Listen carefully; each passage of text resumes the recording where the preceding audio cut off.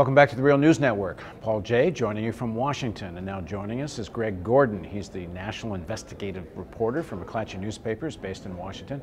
Done some stellar work investigating Goldman Sachs, which you can see on our site or on the McClatchy site. Thanks for joining us again. Great to be here. So you have a story that's breaking today and over the next couple of days about AIG. What's the headline here? Well, I think the headline is that at the time that AIG was rescued by the federal government, Treasury Secretary Paulson and Tim Geithner, who at the time was the head of the Federal Reserve Bank of New York, talked a lot about AIG having a cash squeeze. Okay, let's just back up a second. Let's get the moment in time clear. So we're talking the last year of the Bush presidency. Yes. Paulson is Treasury Secretary, although Paulson had previously been president of Goldman Sachs. CEO of Goldman Sachs. So he goes from, another one of these guys goes from Goldman Sachs into a senior position of government. He's now running Treasury. We're in the midst of the crisis. The housing bubble is bursting. Okay, go ahead. That's right. And AIG is running out of cash and is having what are known as collateral calls, demands for cash from U.S. and European banks. Okay, I'm going to break in again, just for viewers, just make sure everybody's on the same page with this.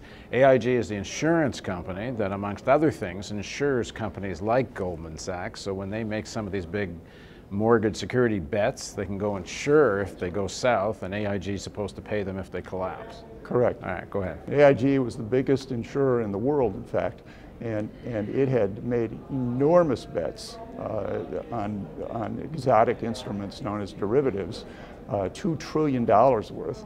So on some of these bets, many of them, they were tied to the housing market.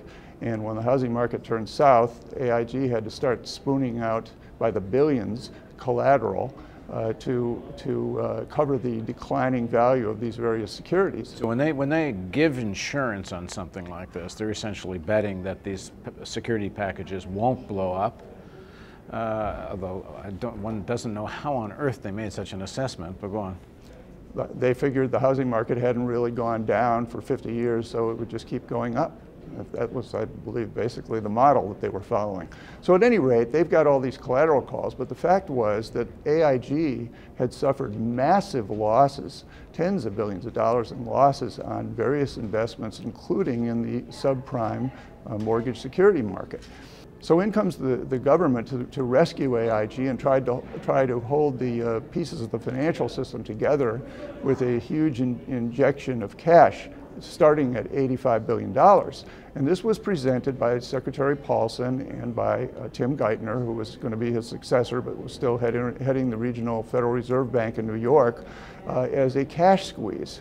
And that's how it was sold, partly because of the way the law was framed at the time, covering what the Fed could do in terms of lending money to all these big financial institutions. So the distinction here is that if there had been a problem of actual solvency, if AIG might be on the verge of going bankrupt, then the government may not have had the authority to go and bail them out. So they say it's a cash flow problem. Well, the legal experts say that the real issue was, did AIG have good collateral to post?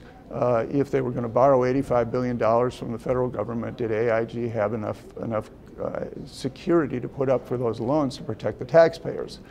At any rate, this is how it was sold. It was described as a rescue, not a bailout initially, by Secretary Paulson, and he even writes about that in his book. And here we are now.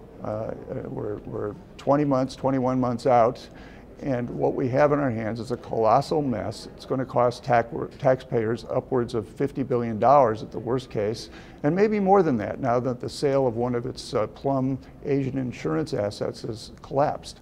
That just occurred.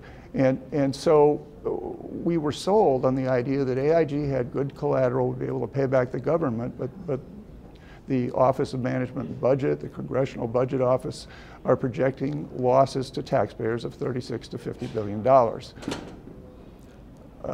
Was this necessary anyway? Because the financial system was going to crumble without the saving of AIG? This will be a debate that will go on for decades as people look back on the worst economic crisis since the Depression. Elizabeth Warren is heading up a commission and she's looking into this. But as part of that, a couple of questions. One is the executives of AIG cashed out personally, if I understand it correctly, with some of these great, enormous bonuses that we've seen in other parts of Wall Street. So while they're managing calling something a cash squeeze and not a solvency issue, they're actually personally making millions of dollars. And then the second issue, does Paulson himself know that this is actually all really going towards a great collapse and manipulating the law in order to not just get money to AIG, but is it really money from AIG that's actually really going to Goldman, his former company? Well, that's a big question. What did Hank Paulson know? Because he was certainly wired into Wall Street, having come from there. Now, I took apart 20 of AIG's insurance subsidiaries, looking at their financial regulatory filings with state insurance departments. And what we found is a spaghetti-like maze of interconnections between these companies, some of them insuring their sister companies for over $100 billion in policy obligations, some of them guaranteeing policy obligations. And in addition, they owned $22 billion in their affiliates' stock, which couldn't be traded on any exchange, yet these stock holdings would be listed as part of their surpluses. So you can see how shaky the underpinnings were of this gigantic company. The word at the time from state and federal regulators was there's not a problem with the insurance companies. It's the parent company that did the speculating on various investments. The insurance companies are solid. Because if these affiliated insurance companies were actually also on the edge of insolvency, it might have been another factor towards the government not being legally able to bail out AIG. That's right. So what we're looking at with potential fraud here, is that what the bottom line? Well, there are people out there who do feel that this was a fraudulent claim against the government, this whole deal, this rescue. I don't think we're likely to be going there in a big way, although there is an ongoing investigation by the Special Inspector General, Neil Barofsky, who's in charge of investigating and tracking the use of bailout money, and he's looking at some of these offshore securities that Wall Street firms had bought protection from AIG on, and when everything was settled out and all the billions of dollars in tax dollars were paid out, the Fed, being the taxpayer, ended up owning tens of billions of dollars of those securities. $62 billion was paid, the full price, the full face value of securities held by U.S. and European banks in just one set of deals. Now, the period we've been talking about has been under President Bush, but is the Obama administration trying to really unravel this, or are they carrying on more of the policies that essentially existed under Bush? Well, at this point, it looks as if you're in for a penny, you're in for a buck. It looks as if the government is going to stick behind AIG and hope that it's able to sell off assets. The Treasury Department's chief restructuring officer, Jim Milstein, voiced an air of real optimism at this recent oversight hearing. And when he said that it's possible that taxpayers still could be repaid.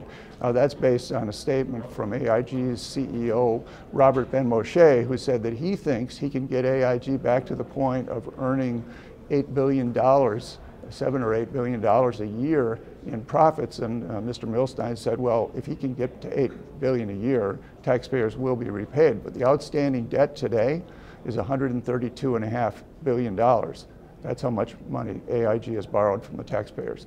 And just as a final point, when we keep hearing how the banks have repaid most of the money, it often doesn't get said that a lot of the money they used to repay most of the money was taxpayers' money funneled through them through AIG. So I mean, there's this great loop of taxpayer money supposedly repaying themselves. It's like a recirculating pump or something. Thanks for joining us, Greg. It's my pleasure. Thank you for joining us on the Real News Network.